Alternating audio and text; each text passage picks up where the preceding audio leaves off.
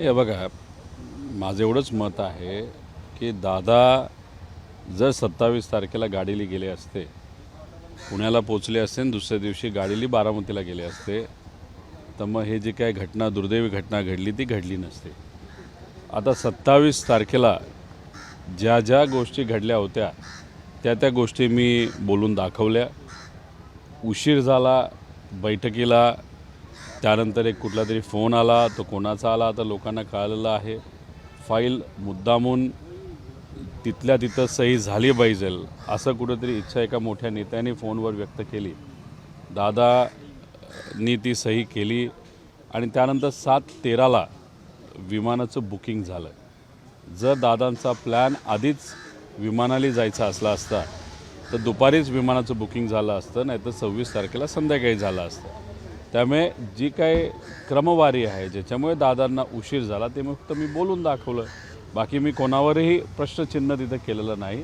आणि माझं एक प्रामाणिक मत आहे की लवकरात लवकर ह्या सगळ्या गोष्टीची एन्क्वायरी 27 तारखेपासून ते 28 तारखेपर्यंत, आणि जे काही प्रमुख पायलट होते ते पूर्वी कोणाला भेटले, महिनाभर 2 महिने कुठल्या हॉटेलला भेटले, कुठं कुठं गेले होते, या सगळ्या गोष्टींची सुद्धा माहिती काढणं तितकंच महत्त्वाचं आहे. अजित पवारांच्या जवळचे असणारे प्रमोद हिंदूराव यांनी देखील माहिती दिलेली आहे अशाच पद्धती. प्रमोदराव हिंदूरावांचं त्याचा अर्थ एकच आहे की मी कुठेही खोटं बोललेलो नाही.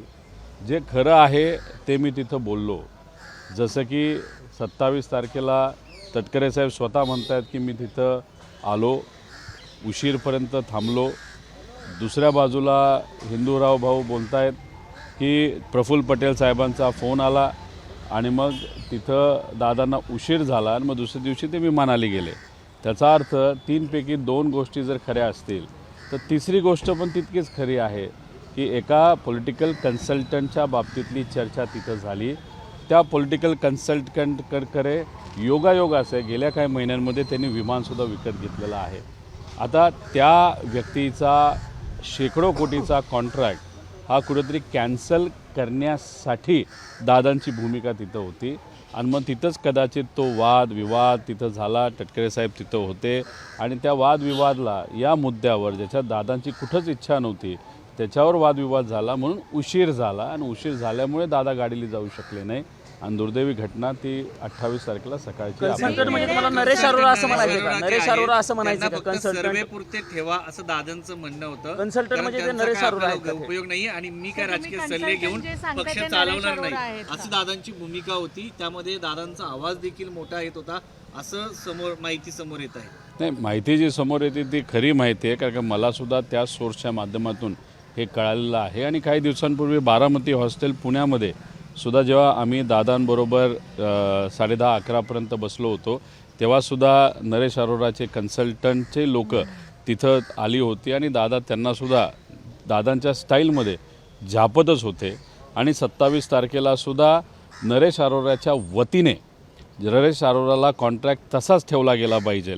नरेश अरोराचा शेकडो कोटीचा कॉन्ट्रॅक्ट जिवंत ठेवून त्या नरेश अरोराला तिथं पैसे दिलेच गेले पाहिजे अशी भूमिका काही ठराविक नेत्यांची 27 तारखेच्या बैठकीमध्ये होती. पण त्याच्या विरोधातली भूमिका ही अजितदादांची होती. नरेश अरोरांची 27 तारखेचा तुम्ही आता कॉन्ट्रॅक्टचा जो उल्लेख केला नरेश अरोरांचा, तेच कॉन्ट्रॅक्टसाठी सुनील तटकरे तिथं आलेले होते का आणि सुनील तटकरे त्याच अनुषंगाने बोलत होते का? असा अंदाज आहे. आणि राईस मिलच्या फाईलवर सही झाली होती शेवटची. हो, म्हणजे ती फाईल अचानकपणे दादांच्या जो काही मंत्रालयाचं ऑफिस आहे त्या ऑफिसमध्ये ती फाईल तिथं त्या दिवशी आली. दादांना त्या फाईलबद्दल काहीच माहीत नव्हतं. आणि मग संध्याकाळी जेव्हा प्रफुल्ल पटेल साहेबांचा तिथं फोन आला की फाईल अशी अशी आहे, दादांनी माहिती घेतली फाईल कुठे आहे, ती मंत्रालयामध्ये ती फाईल होती. मग बोलून घ्यायला आणि सही करायला बराच वेळ गेला. आणि म्हणून त्या दिवशी संध्याकाळी उशिरा 7:13 दुसऱ्या दिवशीचं विमान हे बुक करावं लागलं. मी आता प्रफुल्ल पटेल यांचं नाव घेतलेलं आहे. तुम्ही म्हटलं की प्रफुल्ल पटेल साहेबांचा आता फोन आला होता असं तुम्ही उल्लेख केलेला आहे. पण काय एवढं म्हणजे भंडारा गोंदिया भागामध्ये राईस मिल म्हणजे एवढं काय त्याच्यामध्ये महत्त्वाचं होतं? थोड्या वेळापूर्वी तुम्हीच म्हणाला होता की प्रमोद हिंदूराव जे दादांच्या फार जवळचे कार्यकर्ते आणि पदाधिकारी आहेत त्यांनी स्वतःहून सांगितलं की प्रफुल्ल पटेलांचा फोन तिथं आला, त्यांची कुठली तरी एक फाईल तिथं होती, फाईल आणण्यात आणि सही करण्यात वेळ गेला म्हणून दादा जे गाडीली जाणार होते असे प्रमोदरावच त्या ठिकाणी बोलत आहेत. त्यांना गाडीली न जाता त्यांना विमानाली जावं लागलं. त्यामुळे त्यांची लोकंसुद्धा आता बोलायला लागलेली आहेत. म्हणजे दादाच्या बाजूने कोणीतरी आज बोलतंय हे बघून खूप मनापासून तिथं आनंद झाला. कारण गेल्या 4 महिन्यामध्ये दादा एकटे पडल्यासारखे आम्हाला सगळ्यांना वाटत होते. काही ठराविक आमदार आणि काही पदाधिकारी हे मात्र दादांच्या बाजूने बोलताना आपण बघत होतो. पण पदाधिकारी मोठ्या लेवलचे, देश पातळीचे आणि राज्य पातळीवरचे मात्र दादांच्या बाजूली न बोलत होते, न दादांबरोबर प्रचाराला त्या ठिकाणी फिरत होते. प्रफुल्ल पटेल आणि सुनील तटकरे हे थेट आरोप तुम्ही त्यांच्यावरती करत नाही असं ते बोलताय. आता खासगीमध्ये तुमच्या बाजूने बोलतायत का किंवा या सगळ्या संदर्भामध्ये अंकुश तुमच्या काकडे हां. आज कारण 12 अनेक लोक तारखेला जे एक आहेत आता महत्त्वाची तुमच्या बाजूने घोषणा होणार बोलतायत होती. की काय दादांना घोषणा न्याय होणार मिळाला होती? पाहिजे. अंकुश काकडेंनी म्हटलं होतं की 12 तारीख आहे आजची आणि आज एक मोठी घोषणा साहेबांनी देखील 12 तारखेचा उल्लेख केला होता की 12 तारखेला हे विलिनीकरणाची घोषणा होणार होती. आणि आज 12 तारीख आहे. हो ना, मग 12 तारखेला विलिनीकरणाची घोषणा नक्कीच त्या ठिकाणी होणार होती. म्हणूनच आज प्रेस कॉन्फरन्स मी तिथं घेणार होतो. पण झालं एवढंच की अजितदादांच्या ॲक्सिडेंटबद्दल जी काही माहिती मी मिळवण्याचा प्रयत्न करतो आहे, आज सत्तेत नसतानासुद्धा एक कार्यकर्ता म्हणून, पुतण्या म्हणून तिथं मी प्रयत्न करतो आहे. काही मोठ्या नेत्यांची वेळ मिळावी यासाठी सुप्रियाताईंनासुद्धा विनंती केली होती आणि मी माझ्या लेवललासुद्धा त्या ठिकाणी प्रयत्न करत होतो. पण दुर्दैव असं मला तिथं वेळ मिळालेली मोठे नाही. नेते पण म्हणजे केंद्रीय गृहमंत्री अमित शहांची भेटीची वेळ मागितली होती. ईमेलच्या माध्यमातून नक्कीच त्यांना मी तिथं पत्र लिहिणार आहे. फक्त माझं एवढंच मत आहे की विरोधात असतानासुद्धा, ताकद नसतानासुद्धा काकासाठी त्या ठिकाणी आणि आमच्या दादांसाठी आम्ही तिथं लढत आहोत. जे लोक आज सत्तेत आहेत, सत्ता मिळवण्यासाठी आणि पदासाठी जवळचे आणि लांबचे जे कुठला प्रयत्न त्या ठिकाणी करत आहेत, त्यांना विनंती एवढीच करायची आहे की पदापेक्षा माणूस पण तितकाच महत्त्वाचा असतो. त्यामुळे दादांचा जो ॲक्सिडेंट झाला त्याच्यामध्ये ज्या पद्धतीने इन्व्हेस्टिगेशन व्हायला पाहिजे, जी दुर्दैवाने आज त्या ठिकाणी होत नाही, ती योग्य पद्धतीने व्हावी यासाठी पहिला पाठपुरावा जर कुठला झाला पाहिजे तर तो या ॲक्सिडेंटबद्दल झाला पाहिजे. बाकीची कामं उद्या जाऊन आपण कधी करू शकतो असं मला वाटतं. अमित शहाच्या कार्यालयाकडनं काय सांगितलं गेलं? अमित शहाच्या कार्यालयाकडनं काय सांगितलं सर, गेलं? प्रफुल्ल पटेल आणि कार्यालयाचे सुनील तुमचा तटकरे संपर्क हे झाला होता. बोलतायत की तुम्ही तुम्हाला थेट काय आरोप वाटतं का? त्यांच्यावरती करत नाही, तुम्ही त्यांचं नाव घेत नाही, तुम्ही थेट आरोप त्यांच्यावरती का नाही करत आहे आणि म्हणून ते उत्तर देणार नाही. ते तेव्हाच उत्तर देतील जेव्हा तुम्ही त्यांचं नाव घ्या. एक समजून घ्या की मी विरोधातला आमदार आहे, मी कुठेही त्या ठिकाणी सत्तेत नाही. त्यामुळे या सरकारमध्ये तसं बघितलं तर माझं कुठंच वजन नाही. आणि आता पार्लमेंट सुरू आहे. पार्लमेंट सुरू असताना होम मिनिस्टर साहेब असतील, एव्हिएशन मिनिस्टर साहेब असतील, नाही तर DGCAची काही लोकं असतील, हे सगळे कदाचित त्याच्यामध्ये बिझी असतील. त्यामुळे त्यांना मला वेळ देता आला नाही. पण मी त्यांचा खूप काही वेळ घेणार नाही. आम्ही ईमेलच्या माध्यमातून त्यांना नक्कीच तिथं पत्र लिहू आणि ईमेलला उत्तर येईल अशी अपेक्षा करू आणि पुढच्या महिनाभरात हे इन्व्हेस्टिगेशन पूर्ण व्हावं असं मला तरी त्या ठिकाणी त्यांनी वाटतं. अपॉइंटमेंट दिली नाहीये याचा अर्थ त्यांनी अपॉइंटमेंट नाकारली असं झालंय का? असा अर्थ याचा नाही थेट नाही, नाही, असा थेट अर्थ आपल्याला काढता येणार नाही. पार्लमेंट चालू असताना आणि जेव्हा प्रधानमंत्री स्वतः कदाचित दिल्लीत नसताना होम मिनिस्टर साहेब हे तिथं पुढाकार घेत असावे आणि त्यात ते थोडे बिझी असल्यामुळे त्यांना वेळ देता आला नसावा. रोहितजी, तुम्ही जे पत्रकार परिषदेमधून भूमिका मांडली अपघाताबद्दल, तर त्यामुळं तुमच्याच पक्षातील काही महत्त्वाचे नेते जे आहेत ते अस्वस्थ झालेले आहेत. यामुळं विलिनीकरणाच्या चर्चेला कुठेतरी ब्रेक लागतोय, कारण रोहित पवार भूमिका घेत आहेत आणि प्रश्न उपस्थित करतायत, हा घातपात असल्यामुळं. राजकारणात आपण कशासाठी असतो तर भूमिका घेण्यासाठीच असतो आणि तीच गोष्ट त्या ठिकाणी मी करतोय. पण तुम्ही जे म्हणत आहात ते ऐकू माहिती आहे. मला वाटत नाही की आमच्या पक्षातून कुणी नाराज तिथं असावं. विलिनीकरणाच्या अनुषंगानं आता प्रश्न उपस्थित झालेला आहे. म्हणून हा प्रश्न विचारतो मी तुम्हाला की विलिनीकरण कुठल्या पक्षाचं कुठल्या पक्षात होणार होतं? तुम्ही NDA सोबत जाणार, म्हणजे तुम्ही NDA सोबत जाणार होते का? अशा पद्धतीचा थेट सवाल सुनील तटकरे उपस्थित करतात. प्रफुल्ल पटेलांची तीच भूमिका विलिनीकरणाबाबत आणि सुनील तटकरेंची त्याच्यानंतरच पुढच्या गोष्टी होतील असं त्यांचं मत. तुम्ही NDA सोबत आणि भाजप सोबत जाणार होते का? NDA सोबत जाणार. मी जी 12 तारखेला प्रेस कॉन्फरन्स म्हणजे आजच्या दिवशी घेणार होतो ती फार सखोल आणि डिटेलमध्ये आहे आणि पुराव्यासकट आहे. आता ती जी प्रेस कॉन्फरन्स आहे ती सोमवार नाही तर मंगळवारी मुंबईमध्ये मी घेणार आहे. त्यावेळेस हा जो प्रश्न त्यांचा आणि तुमचा आहे त्याला योग्य असं उत्तर तिथं म्हणजे देईल. NDA सोबत जाणार होते का नाही त्या प्रश्नाचं उत्तर तुमच्या प्रेस कॉन्फरन्समध्ये मिळणार आहे. 100%. त्यांचं म्हणणं आहे की दादांच्या बाबतीमध्ये ज्या भाजपसोबत पद्धतीने येणार होते विलिनीकरणाचा का? प्रश्न आहे, तुम्ही दादांना न्याय मिळावा यासाठी समजा काही आमदार नाराज झाले, तिकडचे इकडचे जवळचे लांबचे हे सगळे विसरून विलिनीकरण याच्या दादांच्या या सगळ्या घातपाताच्या जी शंका उपस्थित केलेली त्याच्यावरती कायम राहणार? बघा, सत्य जर जायचं झालं असतं तर आधीच आम्ही कधीतरी गेलो असतो. आम्ही विचारासाठी आणि जे मनाला योग्य वाटतं, लोकांना योग्य वाटतं, त्यासाठी आम्ही संघर्ष करत आलेलो आहे. आता काकांचा तिथं ॲक्सिडेंट झाला, आज काका आणि दादा आमच्यामध्ये नाहीत आणि मग सगळ्या गोष्टी विसराव्यात. गेल्या 40 वर्षाचा जो काय आमचा सहवास होता, जे काही त्यांच्याकडनं मला तिथं मार्गदर्शन मिळालं, ह्या सगळ्या गोष्टी विसरून आता सत्तेत जायचं, विलिनीकरण घ्यायचं, मग त्याला बैठका घ्यायचं, हे मला कुठेही त्या ठिकाणी योग्य वाटत नाही आणि कुठल्याही मराठी माणसाला हे योग्य वाटणार नाही.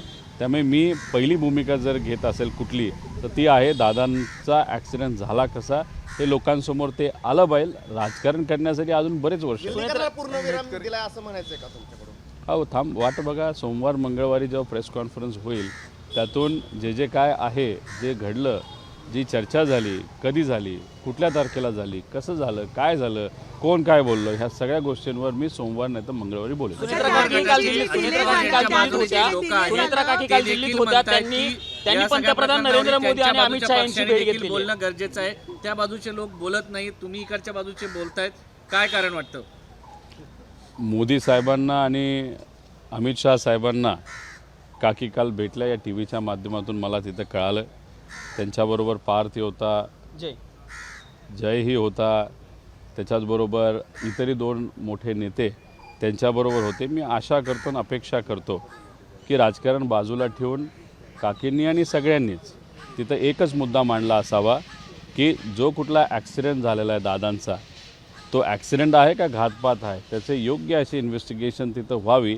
हाच एक मुद्दा आज महत्त्वाचा आहे आणि तोच मुद्दा त्यांनी मांडला असावा अशी आमच्या सगळ्यांची अपेक्षा आहे. तुमचं बोलणं झालं का पारदादांसोबत त्या अनुषंगाने काय, किंवा जयदादांसोबत काय ते बोलणं म्हणतात झालं? की 13 दिवस जेव्हा आम्ही दुःखात होतो, बारामतीमध्ये होतो, रोज आमची चर्चा त्या ठिकाणी व्हायची.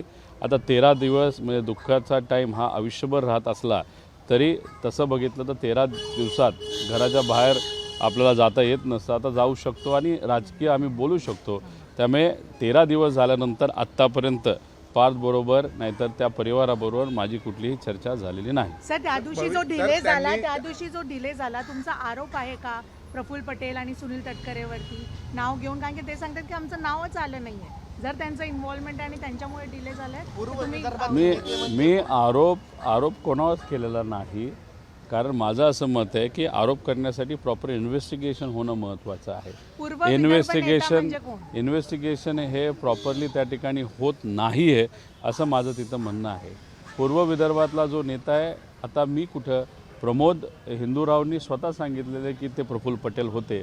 त्यामुळे माझं त्यांचं नाव मी घेण्याचं आता वेळ राहिलाच नाही, कारण त्यांचीच लोक त्यांचं नाव त्या ठिकाणी तिथं घ्यायला लागले आणि मी कुठेही बोलत नाही की हे ह्यांनी केलं आहे, ते त्यांनी केलं आहे, असं झालं आहे, तसं झालं आहे. माझं एवढंच म्हणणं आहे हे कसं झालं आहे याच्यासाठी प्रॉपर इन्व्हेस्टिगेशन होणं महत्त्वाचं आहे आणि त्यासाठी तो दिवस, तो क्षण न बघता गेले काही दिवस, काही महिने पार त्या मेन पायलटपासून त्या कंपनीपर्यंत, DGCA पासून फार जवळच्या काही लोकांपर्यंत ह्या सगळ्या गोष्टींची थोडीशी इन्व्हेस्टिगेशन प्रॉपरली झाली पाहिजे, डिटेलमध्ये झाली पाहिजे. आणि प्रेस कॉन्फरन्स घेण्याचं कारण एवढंच आहे की उद्या जाऊन आम्हाला हे पण बघायचं आहे की इन्व्हेस्टिगेशन कुठल्या दिशेला जात आहे. कारण की इन्व्हेस्टिगेशनमध्ये उद्या जाऊन अरे ब्लॅक बॉक्समध्ये काहीच आम्हाला मिळालं नाही, तो बिघडला होता, नाही तर व्हॉईस रेकॉर्डिंग बंद पडलं होतं, हे झालं होतं, ते झालं, असे फालतू कारणं आम्ही तर आणि लोकसुद्धा त्या ठिकाणी महाराष्ट्राची ऐकणार नाहीत.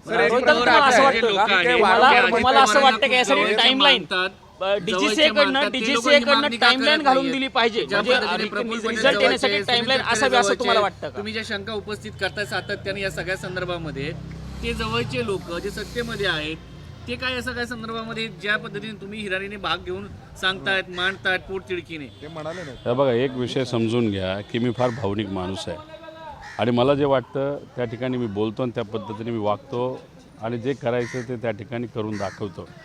ते फार अनुभवी लोक आहेत. राजकारणामध्ये एवढे वर्ष राहिल्यानंतर कदाचित राजकारण आणि राजकीय घडामोडीवर त्यांचं पहिलं तिथं लक्ष जात असावं आणि आज जर बघितलं तर राजकारणाला त्यांच्याकडनं बऱ्यापैकी लक्ष जास्त प्रमाणात दिलं जातं आहे आणि राजकारणात ते थोडे बिझी असल्यामुळे पार्टीच्या हितासाठीच असावं. त्यामुळे कदाचित त्यांचं या प्रमुख म्हणजे अजितदादांचा ॲक्सिडेंट झाला का केला गेला या विषयाकडे कदाचित त्यांचं लक्ष जात नसावं. त्यांचं म्हणणं असं आहे की त्यांचं जात नाही, ते लक्ष देत नाही. दादांचा हा घात झाला का अपघात झाला याच्यावर त्यांचं लक्ष नसलं तरी आम्ही जे दादांचे कार्यकर्ते म्हणा नाही तर नातलग म्हणा आम्ही तर प्रयत्न करतोय आणि लढतोय. सर एक प्रश्न असा आहे या त्यांचं म्हणणं असं आहे सगळ्यामध्ये की जेव्हा दादांचा मृत्यू डीजीसीए झाला, कडून जे त्याच वेळेस तपास होतो विलीनीकरणाची चर्चा तो का सुरू केली आहे? डीजीसीएचा तपास हा टेक्निकल अँगलनी होणारा तपास असतो, तर यात क्रिमिनल इन्व्हेस्टिगेशनची आवश्यकता आहे का? ते 100% क्रिमिनल इन्व्हेस्टिगेशनची आवश्यकता आहे, पण ते कॉम्बिनेशन असणं तितकंच महत्त्वाचं आहे. एकतर इंडियन एजन्सी असणं महत्त्वाचं आहे, स्टेटकडनं CID मुख्यमंत्री साहेबांनी ती एजन्सी पुढं केलेली चांगली गोष्ट आहे. त्याच्याचबरोबर इंटरनॅशनल एजन्सीसुद्धा त्याच्यामध्ये आणण्याची जरूरत आहे आणि या सगळ्या गोष्टीचं कॉम्बिनेशन करून एक पारदर्शक पद्धतीचं इन्व्हेस्टिगेशन झालं तरच खऱ्या गोष्टी त्या ठिकाणी मिळणार आहे. डीजीसीएचा आता प्रश्न प्रकरणामध्ये डीजीसीएचा आहे, असं वाटतं तुम्हाला तर याच्यासाठी DGCA टाइमलाईन निकाल घालून दिली का? पाहिजे का? कारण अनेक वेळा असं होतं डीजीसीए कडनं उत्तर येतं पण त्यासाठी किंवा खूप काळ जातो. 2023चा जो मुंबईचा VSR कंपनीचा ॲक्सिडेंट या सिमिलर टाईपच्या विमानाचा जो झालेला आहे त्याचं 2 वर्ष झालं, अजूनपर्यंत इन्व्हेस्टिगेशनचा रिपोर्ट दुर्दैवाने त्या ठिकाणी आलेला नाही. VSRचा उल्लेख झाला म्हणून अतुल लोंढेंचं म्हणणं असं की VSR कंपनी ही ब्लॅक बॉक्स बंद ठेवते. जर ब्लॅक बॉक्स बंद ठेवलं तर कुठली इन्फॉर्मेशन बाहेर येणार आहे? नाही सगळ्या तसं बघितलं तर ब्लॅक बॉक्स बंद ठेवता येत नाही आणि जर अतुलजी लोंढे जसं म्हणतात तसंच जर ब्लॅक बॉक्स बंद केला असेल नाही तर मुद्दामून आज सांगण्यात येतं आहे की ब्लॅक बॉक्स हा बंद होता म्हणजे खऱ्या गोष्टी बाहेर येऊ नये म्हणून कुठंतरी आत्तापासूनच एक कारण लोकांमध्ये पेरलं जातं आहे असं आपल्याला त्या ठिकाणी म्हणावं लागेल आणि ब्लॅक बॉक्स बंद करता येत नाही. आणि जर असं एखादं कारण दिलं की ब्लॅक बॉक्स बंद असल्यामुळे आम्हाला इन्व्हेस्टिगेशन करता येत नाही तर मी जे म्हणतोय त्याला शिक्कामोर्तब होईल की दादांचा ॲक्सिडेंट नव्हता, दादांचा घात होता, हे तिथं कुठंतरी क्लिअर होईल असं मला वाटतं. ज्या पद्धतीने काल DGCची टीम घटनास्थळी पोहोचली, तुम्ही मुंबईत पत्रकार परिषद घेतली, दिल्लीत पत्रकार परिषद घेतली, काय वाटतं की त्यांना आता दबाव आला त्यांच्यावरती DGC? पत्रकार परिषदेमुळे पुढे ह्या सगळ्या गोष्टी सुरू झाल्या असं मी म्हणायचं का? सर्व पत्रकारांचे अभिनंदन करतो, सर्व चॅनलचे अभिनंदन करतो की जो काही प्रेस कॉन्फरन्स मी घेतली, प्रेझेंटेशन केलं, तुम्ही योग्य पद्धतीने ते दाखवलं आणि त्याच्यामुळे कुठं ना कुठेतरी एका प्रकारचं प्रेशर हे DGCवर आलं. काल प्रायव्हेट विमानाने आणि प्रायव्हेट हेलिकॉप्टरली हे सर्व अधिकारी तिथं गेले आणि त्यांनी तिथं इन्व्हेस्टिगेशन हे सुरू केलेलं आहे. पण हे 1-2 दिवस न राहता पुढचे काही दिवस राहावेत आणि एका महिन्यात पूर्णपणे सायंटिफिक कन्क्लुजन ते सुद्धा इंटरनॅशनल एजन्सीचा उपयोग करून हे व्हावं असं वाटतं. DGCA कडनं आता प्रायव्हेट विमानांचं सेफ्टी ऑडिट केलं जाणार आहे. उशिरा सुचलेलं शहाणपण आहे असं म्हणायचं. 14 कंपन्यांची नावं वगैरे त्यात दिसतात. दुर्दैवी गोष्ट आहे कारण 2023चा जो VSRचा मुंबईचा अपघात झाला त्याचं प्रॉपर इन्व्हेस्टिगेशन झालं असतं तर आज अजितदादा आपल्याबरोबर असले असते. त्यावेळेस त्यांनी दुर्लक्ष केलं. ते का केलं हे आता आपल्याला शोधावं लागणार आहे कारण जो सिंग नावाचा मालक आहे VSRचा तो फार पोचलेला माणूस आहे.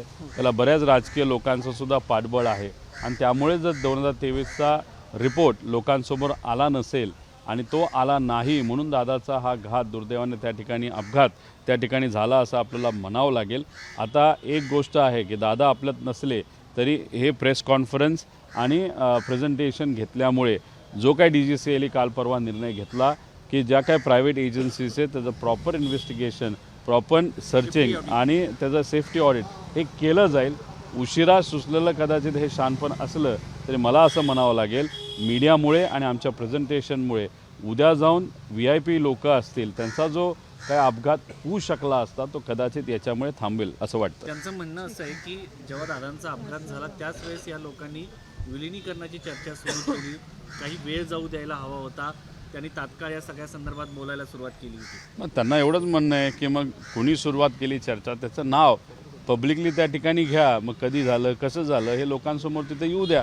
त्यामुळे नुसतं मोघम बोलून एक कुठेतरी तुम्ही विषयाला बगल देता असं आपल्याला त्या ठिकाणी म्हणावं लागेल.